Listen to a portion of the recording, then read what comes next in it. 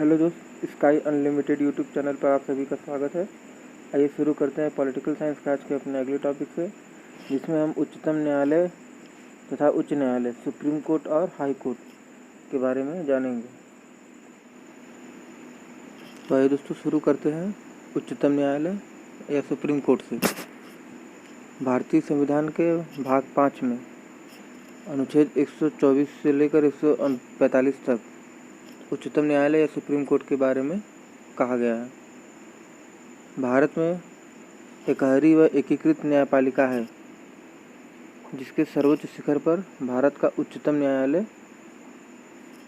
विराजमान है। उच्चतम न्यायालय भारत में दिल्ली में स्थित है। उच्चतम न्यायालय की स्थापना भारत सरकार अधिनियम 1935 के आधार पर 1 अक्टूबर 1937 को संघीय अदालत के रूप में हुई।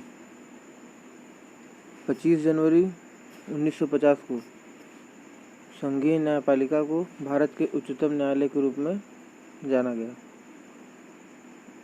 उच्चतम न्यायालय के गठन संबंधी प्रावधान अनुच्छेद 124 में दिए गए हैं। मूल संविधान में एक मुख्य न्यायाधीश तथा 7 अन्य न्यायाधीशों का प्रावधान था, किंतु वर्तमान में एक मुख्य न्यायाधीश व 33 अन्य न्यायाधीश हैं। इस तरह कुल न्यायाधीशों की संख्या वर्तमान में 34 है। इन न्यायाधीशों की नियुक्ति राष्ट्रपति करता है। मुख्य न्यायाधीश की नियुक्ति कोलिजियम सिस्टम के आधार पर होती है और सामान्यतः वरिष्ठ न्यायाधीश से मुख्य न्यायाधीश चुना जाता है। अगला दोस्तों, मुख्य न्यायाधीश की योग्यताएं। पहली योग्यता है कि वह भारत का नागरिक होना चाहिए। न्यायाधीश 2 या 2 से अधिक न्यायालय में लगातार 5 वर्ष तक न्यायाधीश के रूप में कार्य कर चुका हो या किसी उच्च न्यायालय में लगातार 10 वर्ष तक अधिवक्ता रह चुका हो।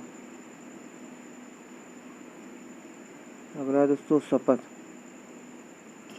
भारत के मुख्य न्यायाधीश को पद एवं गोपनीयता की शपथ राष्ट्रपति दिलवाता है। अगला है कार्यकाल।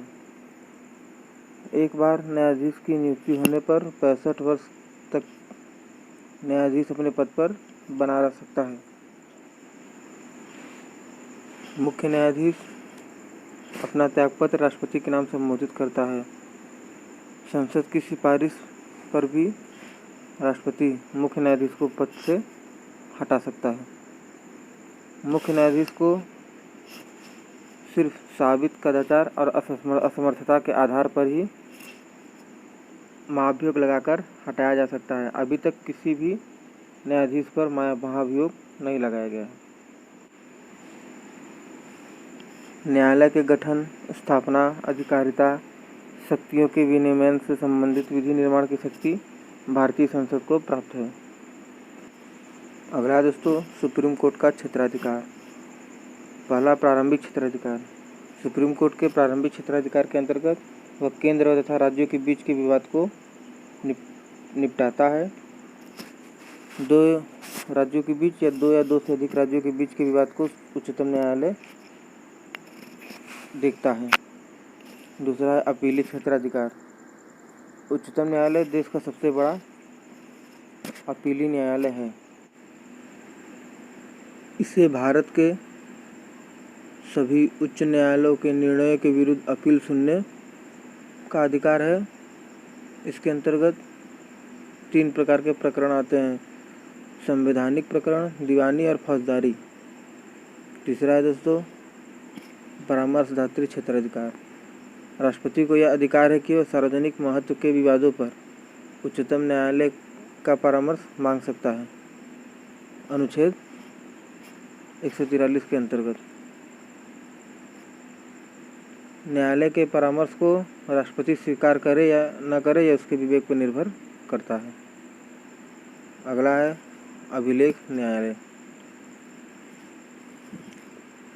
संविधान के अनुच्छेद 129 के अनुसार अभिलेख न्यायालय का स्थान प्रदान है। इसका आशय यह है कि इस न्यायालय के निर्णय सब जगह साक्षी के रूप में स्वीकार किए जाएंगे। इसकी प्रामाणिकता के विषय में प्रश्न नहीं किया जा सकता।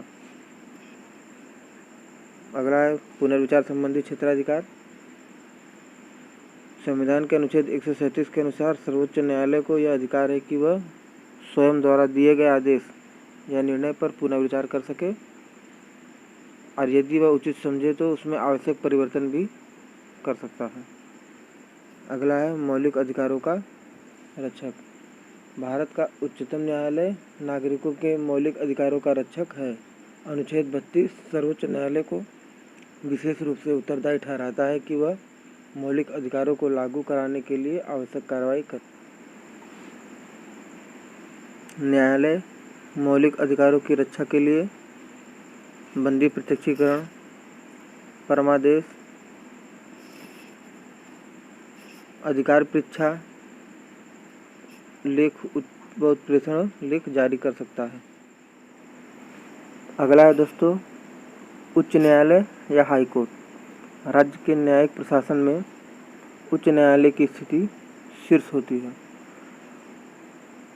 भारतीय संविधान के भाग 6 के अंतर्गत अनुच्छेद 214 से लेकर 231 तक उच्च न्यायालय की व्याख्या की गई है। अनुच्छेद 214 के अनुसार प्रत्येक राज्य के लिए एक उच्च न्यायालय होगा, लेकिन संसद चाहे तो 2 या 2 से अधिक राज्य के लिए एक न्यायालय बना सकता है। वर्तमान में कुल 25 उच्च न्यायालय या हाई कोर्ट हैं।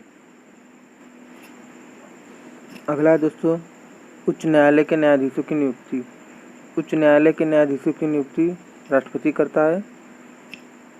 उच्च न्यायालय के मुख्य न्यायाधीश की नियुक्ति राष्ट्रपति द्वारा चीफ जस्टिस ऑफ इंडिया तथा संबंधित राज्य के राज्यपाल के परामर्श के द्वारा की जाती है तथा अन्य न्यायाधीश की नियुक्ति मुख्य न्यायाधीश के परामर्श से की जाती है। 2 या 2 से अधिक उच्च न्यायालय के संबंध में राष्ट्रपति संबंधित राज्य के राज्यपाल से परामर्श लेता है।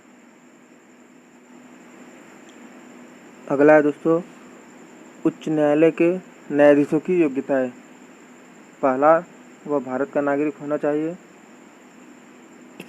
दूसरा, कम से कम 10 वर्ष तक न्यायिक पद पर रहा हो या किसी हाईकोर्ट में या एक से अधिक हाईकोर्ट में 10 वर्ष तक अधिवक्ता रहा हो। अगला दोस्तों उच्च न्यायालय के मुख्य न्यायाधीश का शपथ। राज्य के राज्यपाल द्वारा या इसके द्वारा नियुक्त व्यक्ति के सामने उच्च न्यायालय का मुख्य न्यायाधीश शपथ लेता है। उच्च न्यायालय के न्यायाधीश का कार्यकाल 62 वर्ष का होता है।